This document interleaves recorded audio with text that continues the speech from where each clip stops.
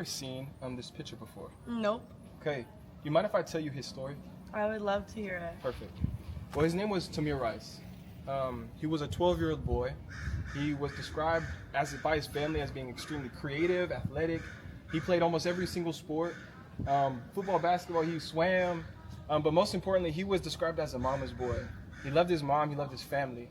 There was one day he was at the park, and he was playing with a toy gun, as most 12-year-olds do. And he actually had received that same gun, that toy gun that day, actually. He was playing in the park, and somebody called the police on him. And they said an adult has a gun, right? There's a 12-year-old boy playing with a toy gun. And that same person then called back after the officers were already dispatched and said, actually, I think it's a kid, and I don't think the gun is real.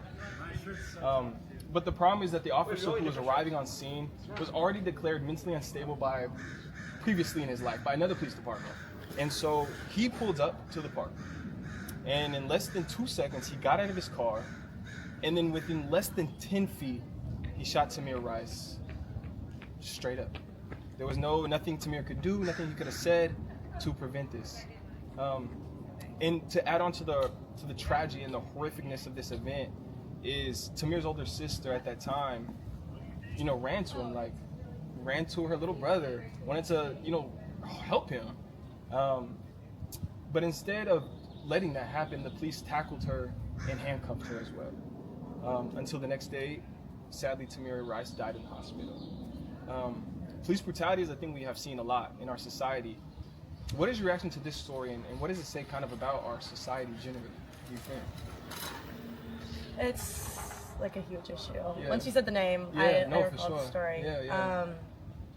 I mean, there's a lot of things that need to change within Yeah. the system. Yeah. It's hard to point at one thing, For sure. but yeah, a lot of work has to be done. Yeah. Yeah, it's heartbreaking.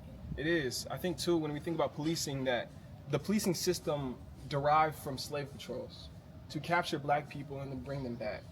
So at its very foundation, policing has never been about protecting people rather than oppressing people, harming people, and entrapping them for the rest of their lives, which is our modern day slavery prison system as well.